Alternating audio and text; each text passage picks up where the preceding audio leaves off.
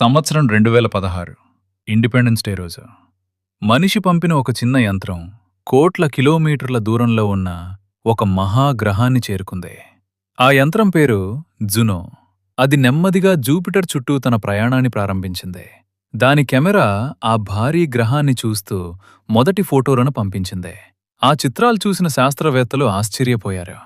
అంతటి అందం, అంతటి వైభవం వర్ణించలేనిదే. జూపిటర్ ఒక తుఫాన్లతో నిండిన గ్యాస్ ప్రపంచం. మేఘాల మధ్య తిరుగుతున్న రంగులు, భారీ తుఫాన్లు, అద్భుతమైన వాతావరణం. ఇవి మనిషి ఇప్పటివరకు చూసిన అత్యంత దగ్గర చిత్రాలు. కాని జునోని అక్కడికి పంపింది కేవలం ఫోటోలు తీసేందుకు కాదు. అది ఒక పెద్ద ప్రశ్నకు సమాధానం కనుక్కోవడానికి వెళ్ళింది. జూపిటర్ లోపల ఏముంది? సాధారణంగా మనం అనుకుంటాం, ప్రతి గ్రహానికి ఒక గట్టి కోర్ ఉంటుంది. భూమికి ఉంది, మరి జూపిటర్కు కూడా ఉండాలి కదా. కాని నిజం అంత సులభం కాదు. జూపిటర్లో కోర్ ఉండకపోవచ్చు కూడా. ఈ విషయం తెలుసుకుంటే గ్రహాల పుట్టుక గురించి మన అవగాహన పూర్తిగా మారిపోతుంది.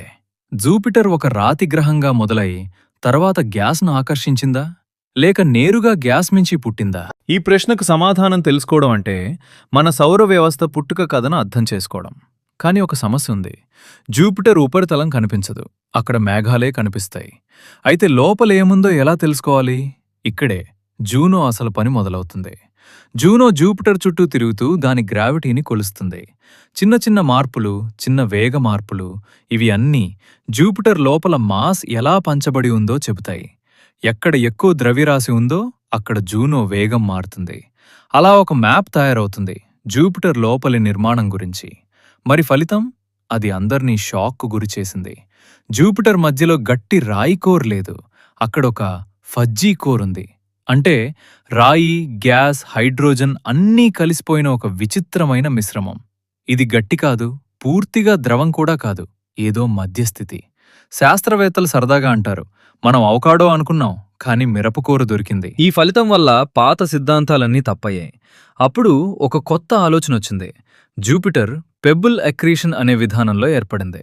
చిన్న చిన్న రాళ్లు, ఇసుక గింజలంత చిన్నవి, అవి కలిసిపడి ఒక పెద్ద గుండ్రని కోర్గా మారాయి. ఆ కోర్ భూమి కన్నా 20 రెట్లు పెద్దది. తర్వాతేమైంది? జూపిటర్ ఆకలి పెరిగింది. దాని గ్రావిటీ చాలా బలంగా మారింది.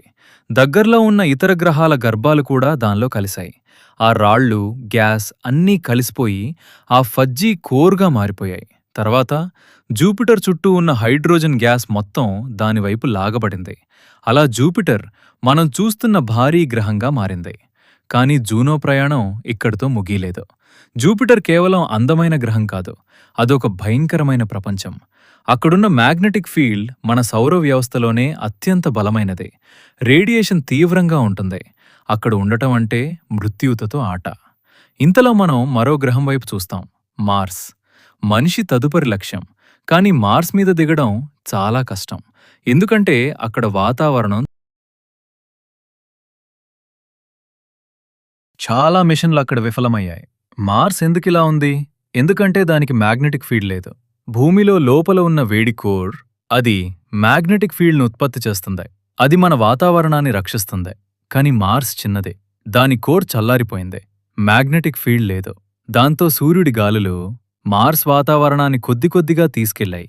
ఇప్పుడక్కడ ధూళి తుఫాన్లు మాత్రమే. అయితే మళ్లీ జూపిటర్ వైపు తిరిగితే అది చాలా వేగంగా ఏర్పడింది. ఎందుకంటే సూర్యుడు తన గ్యాస్ను తొలగించే ముందు జూపిటర్ త్వరగా పెద్దదవ్వాలి.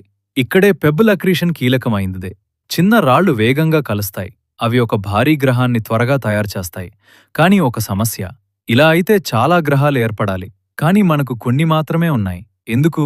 ఎందుకంటే పెద్ద గ్రహాలు చిన్నవాటిని అడ్డుకుంటాయి, వాటిని దూరం తోసేస్తాయి. అలా కొన్ని గ్రహాలు మాత్రమే పెద్దవిగా పెరుగుతాయి. ఇంకా ఒక ఆసక్తికర విషయం, కొన్ని గ్రహాలు తమ తారకు చాలా దగ్గరగా ఉంటాయి. అవక్కడే పుట్టలేవు. అంటే అవి బయట పుట్టి లోపలికి వలస వచ్చాయి. గ్యాస్ డిస్క్ వాటిని నెమ్మదిగా లోపలికి నెట్టింది. ఈ విధంగా గ్రహాలు కదులుతాయి. ఈ కథ అంతా చూస్తే మన సౌర వ్యవస్థ ఒక సింపుల్ సిస్టమ్ కాదు, ఇదొక డైనమిక్, మారుతూ ఉండే వ్యవస్థ. జూపిటర్ వంటి గ్రహాలు మన సౌర వ్యవస్థ నిర్మాణాన్ని ప్రభావితం చేశాయి. భూమి కూడా తన కక్షలో తిరుగుతూ కొన్ని మార్పులతో ఐస్ ఏజ్లను అనుభవించింది. మన గ్రహం స్థిరంగా కనిపించినా అది నిరంతరం కదులుతోంది. రోజుకు లక్షల కిలోమీటర్లు ప్రయాణిస్తోంది.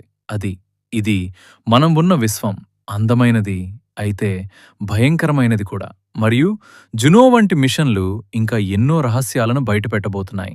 ఇది కేవలం ప్రారంభం మాత్రమే.